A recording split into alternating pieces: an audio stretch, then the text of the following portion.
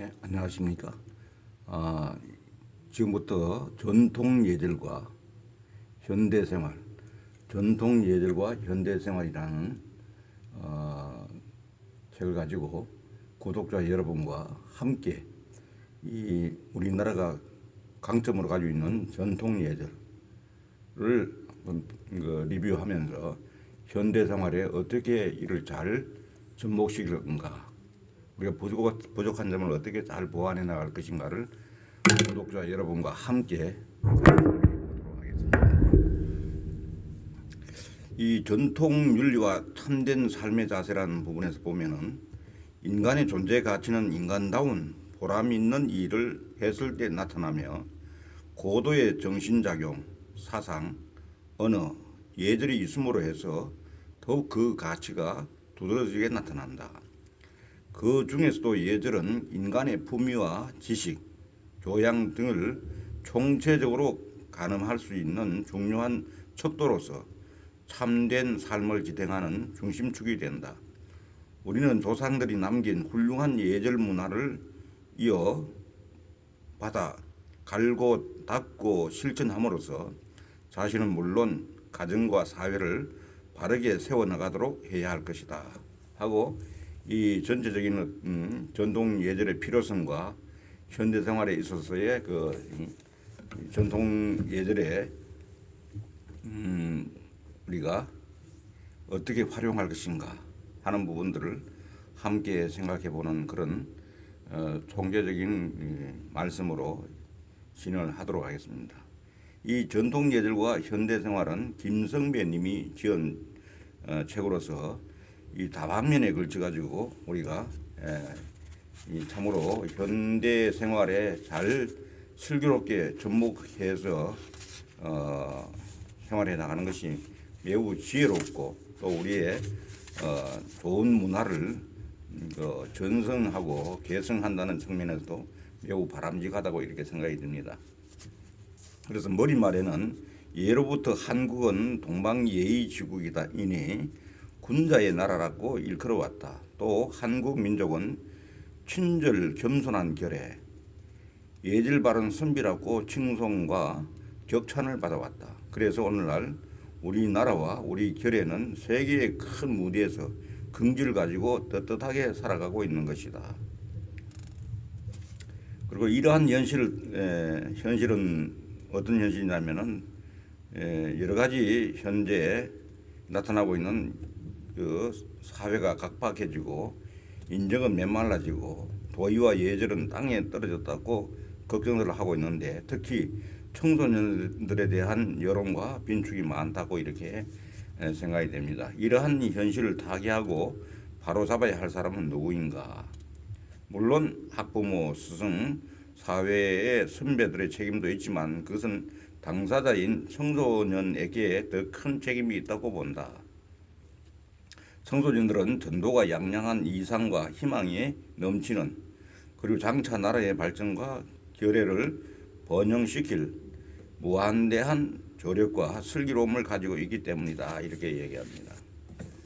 그리고 이 책이 청소년, 학생과 일반 국민에게 우리의 전통적인 문화와 언어와 예절의 바른 길잡이가 되었으면 다행으로 생각한다.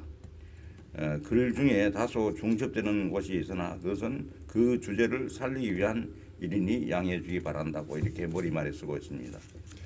이 책은 크게 전통 윤리 도덕의 바탕을 1장에 두고 2장에는 가정인의 길, 3장은 사회인의 길, 4장은 학생의 길, 5장은 직장인의 길, 6장은 생활인의 길 해서 아주 전통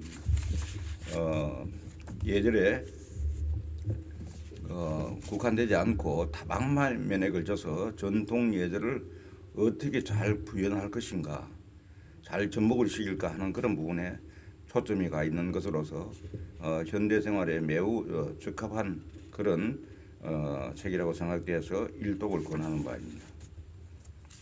먼저 전통 윤리 도덕의 바탕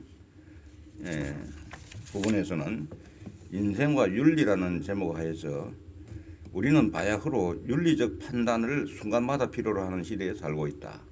아프리카에서 굶어 죽어가고 있는 처참한 인간들의 모습을 바라보면서 사르트르는 참여 없는 자기의 일생을 헛되이 산 것 같았고 피력하였다거니와 우리도 우리의 주위에서 시시각각으로 참여의 윤리적 판단을 재촉받으며 살아가고 있다. 이렇게 이야기하고 있습니다. 그리고 또 가족에 대한 윤리적 판단이 필요하다. 해밍웨이 등으로 대표되는 로스트 제너레이션의 문학자들이 가족으로부터 추방된 고독한 개인을 심각하게 그려 보여주었다. 자신까지를 잃어버린 사람들에게 가족은 없다.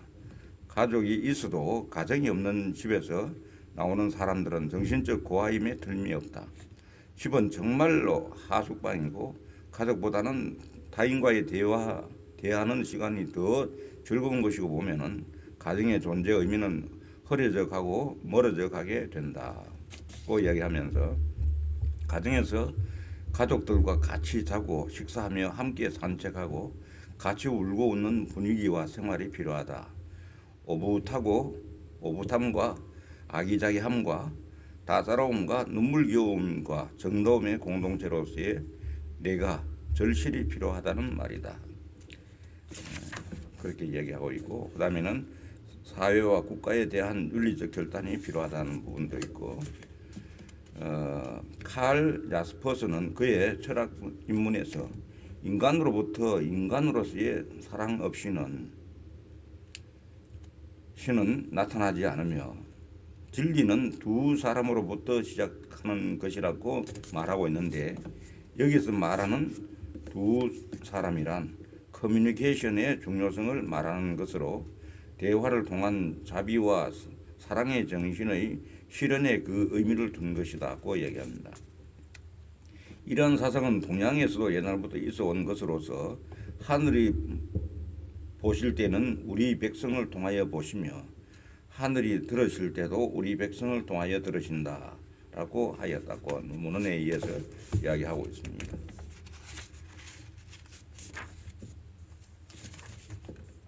그 다음에 이제 효의 근본이라는 제목 하에서는 옛날 가난한 집이 있었는데 엄동설한 추운 시기에 방을 따뜻하게 할 뗄감이 없었다.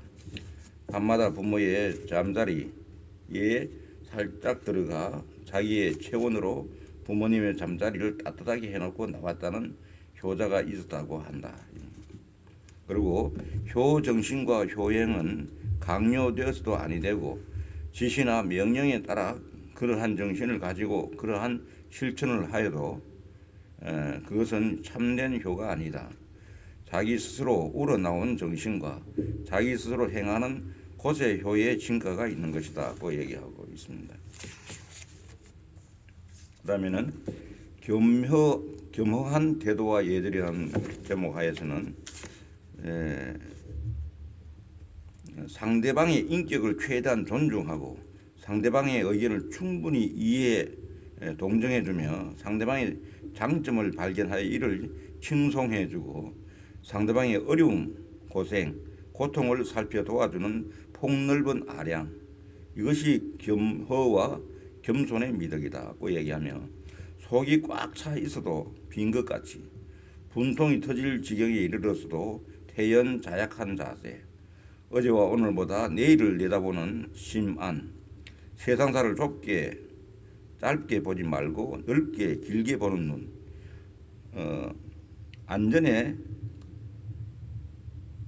다른 일보다 먼 앞날의 큰 일을 내다볼 수 있는 눈트임, 겸허와 겸손의 심리작용은 그 사람의 성격과 환경과 경험과 교육, 수양의 정도 그리고 자라남이 남의 어떠함에서 일어나는 현상이지만 상대방을 존경하고 믿으며 이해하고 동정함으로써 표출된다. 겸허와 겸손에도 한도가 있다. 덮어놓고 무조건 겸손해서는 가치가 없다고 얘기합니다. 지덕 겸비한 겸손의 자세로 덕불고의 경지에 이르는 것을 항상 생각하며 살아야 한다. 덕불고는 덕이 있는 사람은 덕을 베풀면 외롭지 않다. 이런 얘기입니다. 의리와 신이라는 편에서는 사람이 한평생을 살아가려면 가장 중요한 것이 신의와 의리라고 생각한다. 신의는 믿음이며 신용이다. 또한 의리이며 믿게 하는 도리이다. 서로 하늘같이 믿고 무조건에 가깝도록 믿음을 통하여 살아가는 차원 높은 도덕관념이요 뒤끝이 밝은 인간의 기본적인 행동이다. 이렇게 얘기하고 있습니다. 그리고 의리는 자기가 마땅히 지켜야 할 의무요 도리이다. 반드시 보답해야 될 길이요 잊지 말아야 할 바른 길의 지침이다. 사람이 사람다운 구실을 다 한다는 것은 의리의 생활을 한다는 말이다. 의리는 충과 효와 예를 중히 여기던 우리 국민들의 관습적 통념이라고도 볼 수 있지만 민주사회, 민주시민에게는 더욱 기묘한 하고 필수적인 윤리요 도덕이라고 할 수 있다. 그다음에 분수를 알고 살자 하는 제목 하에서는 요즘 세상에 왜 이렇게 떠들썩할까? 그것도 기쁜 일, 허무한 일, 눈물 겹도록 감명 깊은 일이 아니라 차마 눈 뜨고 귀담아 듣지 못할 구질구질한 일로 수선을 떨고 무리를 일으키고 있다. 사도와 교권은 땅에 떨어지고 사회 윤리는 타락했으며 부정, 불의, 부조리가 지솟아 개인의 명예와 치부에 급급하는 군상들의 상황이 언론기관을 통하여 크게 보도되고 있으니 말이다. 그다음에는 두 번째 가정인의 길에서 먼저 살펴볼 일은 가끔 이런 문표도 있다 그럽니다.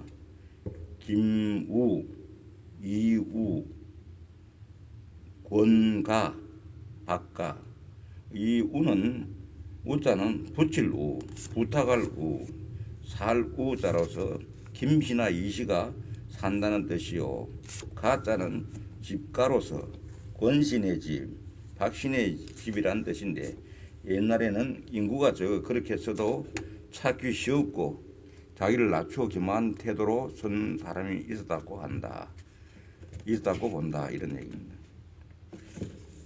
그 다음에 아름다운 언어의 창조라는 편에서는 아름다운 길조어가 있는데 길조어란 인간에게 이로움과 복과 영광을 주며 희망과 용기를 주는 자연 현상과 생활 현상을 언어로서 표현하는 것이다. 예를 들면은 섣달 금음날 늦게 자면 좋다.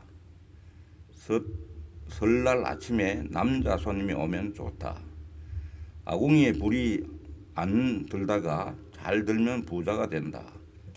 과학적으로 보면은 근거 없고 황당한 추측에 불과하나 이런 언어에 의해서 행동에 제약을 받아 오는 것은 현대도 마찬가지다. 우리 민족이 극히 낙관적인 사상의 바탕을 갖고 있다는 것을 위에 어떤 그 길조를 보면서 알 수가 있다고 보는 것입니다. 둘째로는 너무도 숙명론이나 운명론에 지배받는다는 것이다. 그다음에는 인생과 언어에서 보면은 인생과 언어라는 편에서 보면은 언어는 그 나라의 국민성과 그 결의의 민족성을 대변해 주는 것이다.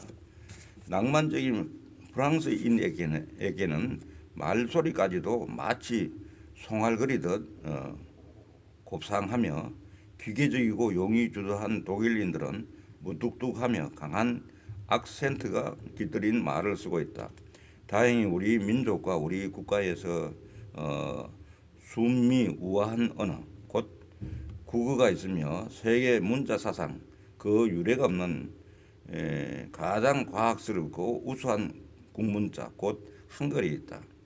따라서 이 훌륭한 음성 언어와 문자 언어에 의하여 찬란한 역사와 문화를 이룩하고 있다. 이렇게 적고 있습니다.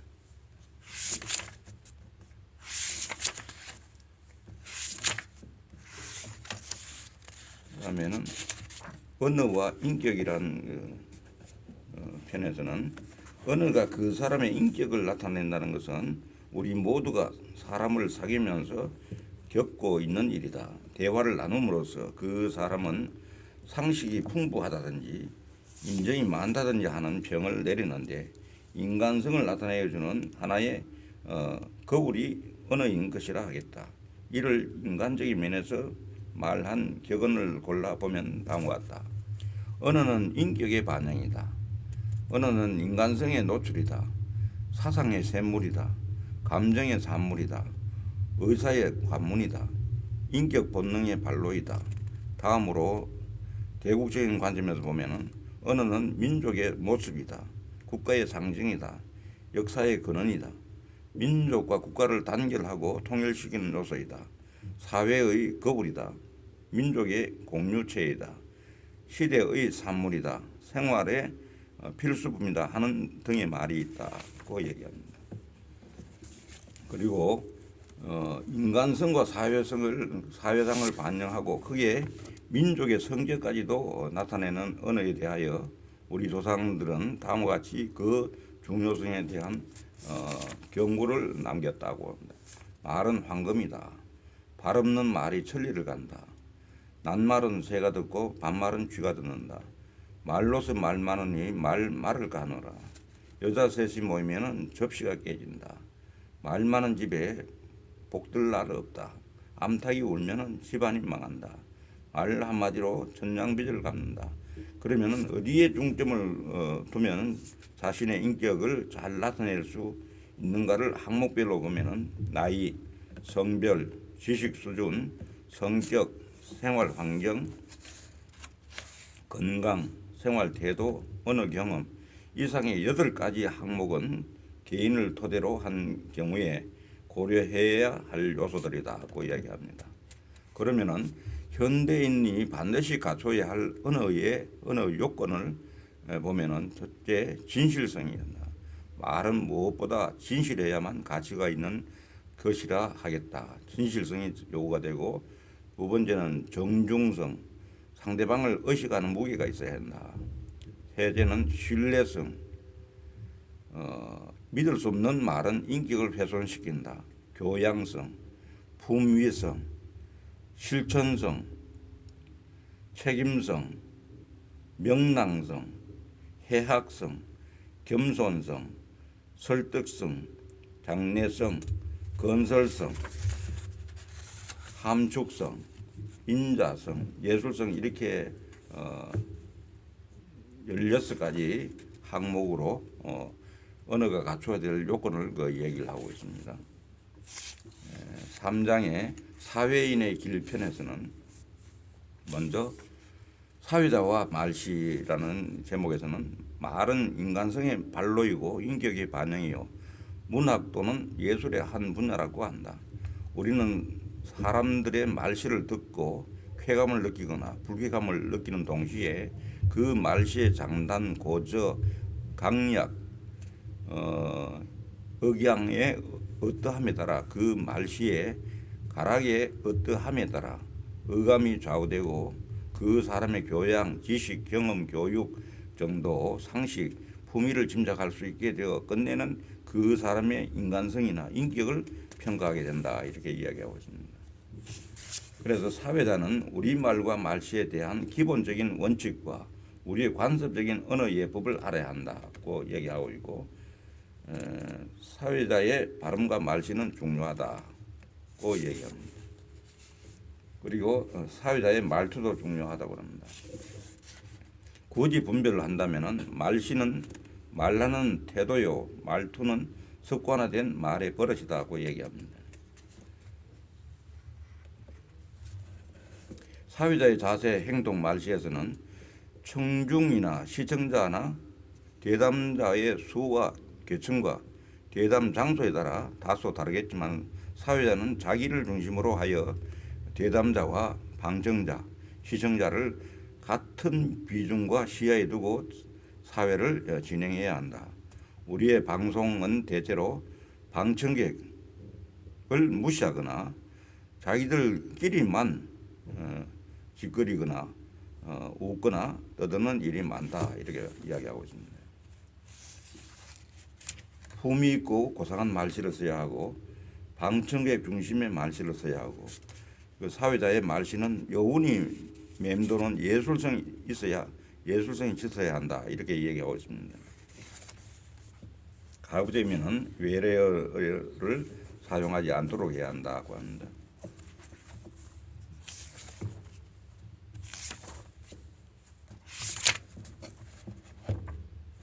그다음에는 사회와 화술이라는 편에서는 인간은 사회적 동물이다 라는 말이 있다.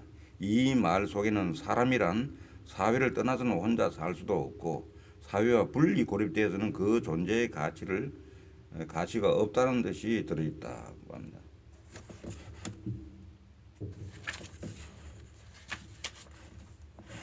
그리고 인연이라는 것, 그러니까 이 우주의 삼라만상은 어떠한 상태로 어떤가 하나의 인연으로 해서 이어지고 있다. 그러기에 옷기만 스쳐도 인연이다라는 옛부터의 속설이 있어 그것을 토대로 자연을 설명하고 우리 중생들이 살아왔고 또 영겁의 세계로 사라지는 셈이다. 인연이란 말의 일반적인 풀이는 서로의 연분, 유래, 내력, 어떠한 사물이나 현상에 대한 상호관계의 연줄이라고 한다. 이 말을 분류적인 면에서 풀이하면 사물이나 현상을 성립시키고 형성시키는 기원, 곧 인과 인을 도와 과를 맺게 하는 힘, 곧 연에 의하여 생멸하는 관계를 일컫는다. 이렇게 얘기합니다. 그다음에 음식과 예절이라는 편에서는 식사나 음식물을 먹을 때에는 조용히 먹어야 한다. 조상들의 교훈에 식불론이란 말이 있다. 이것은 말을 일체하지 말고 먹으라는 말이 아니고 떠들거나 짜증을 내거나 화를 내지 말고 조용히 먹으라는 말이다. 그 다음에 학생의 길이라는 장에서는 학생과 언어생활 편에서 바지를 사러 갔다 두부를 사온다. 한마디 말은 천금이다. 낱말은 새가 듣고 반말은 쥐가 듣는다. 이런 천리, 한마디의 말 하나의 글귀는 100만 적군을 항복시킨다. 말하기 좋다 하고 남의 말을 말할 것이 남의 말 내 하면 남도 내 말 하는 것이 말로서 말이 많으니 말음이 어떠랴. 이에 대한 격언이나 시조의 보기와 같이 말이란 우리 인간 생활에 있어서 가장 큰 힘과 기능을 지니고 있다. 그다음에는 언어의 구실, 언어 생활은 어떻게 해야 하나 하는 편에서는 언어 생활에는 말하기, 듣기, 쓰기, 혹은 짓기, 읽기 등 4가지 영역이 있다. 그 중에서 주로 음성을 매개로 해서 이루어지는 구두 언어, 말의 하나여 언급하기로 한다. 이런다. 말의 참됨이란 진실을 일컫는다. 말은 참되어야 한다는 이런 의미죠. 말의 착함, 말 속에는 착함과 선의가 내포되어 있어야 한다. 말의 아름다움, 말은 아름답고 고와야 한다. 말의 어짐, 말은 모름지기 어짐인이 깃들어 있어야 한다. 말의 의로움, 말은 항상 바르고 의로워야 한다. 말의 예절, 그 사람의 됨됨은 그 사람의 말이 얼마나 예의 범절에 맞느냐에 달려있다. 말의 슬기로움, 말에는 재치와 슬기로움이 가득 차 있어야 한다. 풍부한 지식, 풍부한 상식, 넓은 교양 등 그 말 속에 재치와 날카로운 지배의 빛이 번쩍이어야 한다. 이렇게. 말의 믿음, 말은 마음의 표백이요 마음은 말의 연못이다라는 말이 있다. 또 말은 믿음의 거울이요 반영이다라는 말이 있는 것 같은 말은 그 사람이 지니고 있는 신빙도에 어떠함을 노출시키는 계산서이다 이렇게 얘기하고 있습니다.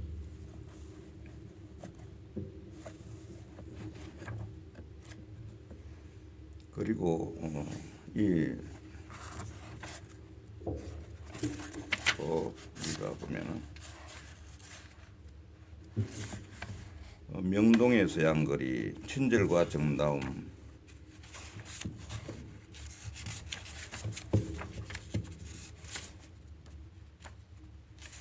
이런 편에서 또 상고와 예절 이제 우리가 상고상을 당했을 때 그 예절을 그걸 얘기합니다.